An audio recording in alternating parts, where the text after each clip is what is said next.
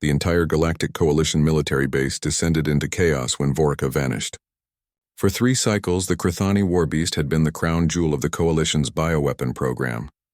A creature bred across generations for one purpose: devastation. Standing nearly 4 meters tall on 6 powerful legs, covered in obsidian scales that could deflect plasma fire, and possessing jaws strong enough to crush durasteel, Vorka represented the pinnacle of military evolution. The Chthoni had gifted the beast as a gesture of alliance, proof that they trusted humanity and the Coalition enough to share their most deadly creation. But now it was gone.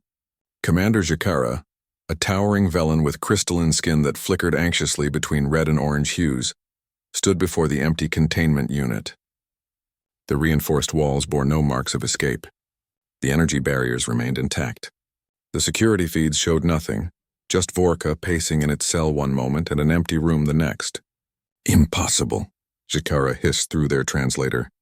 "A creature of that mass cannot simply disappear." The base lockdown was immediate. Every corridor sealed. Every soldier armed. Search teams deployed to every sector. If Vorka had somehow escaped, the death toll could be catastrophic. The beast had been trained to kill, conditioned through pain and deprivation to view all living things as enemies. During its last training exercise, it had torn through a battalion of combat drones in under 3 minutes. Captain Arlen Drax heard the alarms while working in the maintenance section, his hands deep in the circuitry of a malfunctioning atmospheric regulator.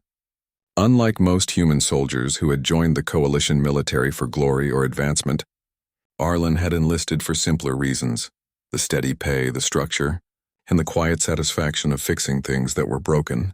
He was under no illusions about his place in the grand scheme. While other humans commanded warships or led special operations teams, earning humanity its fierce reputation across the galaxy, Arlen repaired air filters and recalibrated gravity plating. He didn't mind.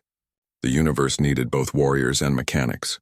As the base descended into panic, Arlen made his way back to his quarters, a small room in the forgotten corner of the facility where the artificial gravity sometimes flickered and the lighting ran on backup circuits. He had requested this space specifically, away from the noise, the politics, the constant reminders that humanity was still proving itself worthy of Coalition membership. He palmed open his door and froze. Vorka lay curled in the corner of his room, massive body compressed into an almost impossibly small space, like a cat trying to hide behind a houseplant. The war beast's 6 amber eyes tracked Arlen's movement, but the creature didn't rise or bare its fangs. Instead, a low rumbling emanated from deep within its chest. Not a growl of aggression, but something softer. Arlen's hand instinctively moved to his sidearm, then stopped. He studied the creature carefully, noting details the briefings had never mentioned. The scales along Vorka's flanks were scarred, not from combat but from what looked like electrical burns, training implements. One of its legs bore evidence of an old fracture that had healed incorrectly. And its eyes, those supposedly emotionless predator's eyes, held something Arlen recognized immediately: fear. "How did you even get in here?" Arlen asked softly, keeping his voice level. Vorka's head tilted slightly, processing the tone if not the words. The rumbling continued. Slowly, Arlen lowered himself to sit on his bunk, deliberately making himself smaller, less threatening. He'd grown up on a farm on Earth before the Coalition found his world, and he'd learned early that frightened animals were dangerous animals. The key was patience. "They're looking for you, you know," he continued conversationally. "Half the base is armed and terrified.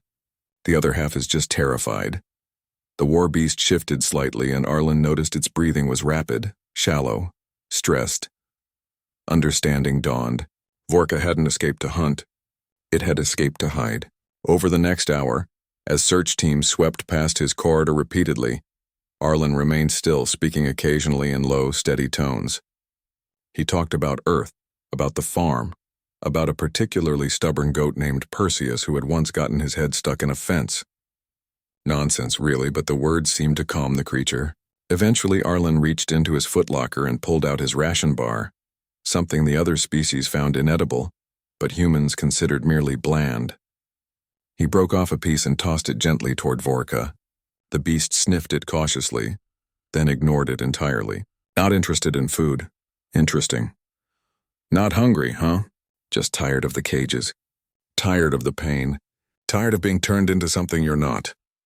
Vorka's rumbling deepened, and the creature slowly, so slowly, extended one massive foreleg toward Arlen. Not aggressive, tentative. Arlen understood. He'd seen this before in animals pushed too far, trained too harshly. They didn't want to fight anymore. They wanted something the Coalition's behavioral scientists apparently never considered. They wanted kindness. When Commander Jakara finally traced Vorka's biosignature to Arlen's quarters 3 hours later, they burst through the door with a full tactical team, weapons raised.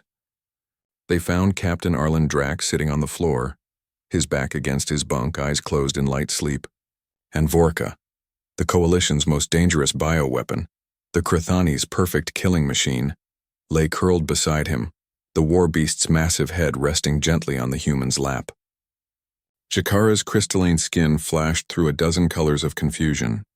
"Captain," they said slowly, "can you explain this?" Arlen opened one eye, glanced down at the sleeping creature, then looked back at the commander. "Seems pretty straightforward to me, sir. Vorka here got tired of being treated like a weapon." He rested one hand lightly on the beast's scarred scales.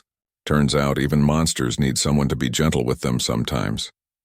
The Galactic Coalition had spent years studying humanity, cataloging their unusual resilience, their tactical creativity, their shocking capacity for violence when threatened. But as Jakara watched this unremarkable human mechanic sit peacefully beside a creature that should have torn him apart, they realized the reports had missed something crucial. Humans didn't just survive. They connected. They found empathy in the strangest places. And somehow, impossibly, they taught others to do the same. Vorka never returned to the bioweapon program.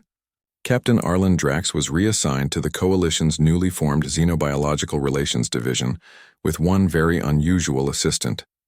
And across 100 worlds, when species spoke of humanity's greatest strength, they no longer talked only of their warriors.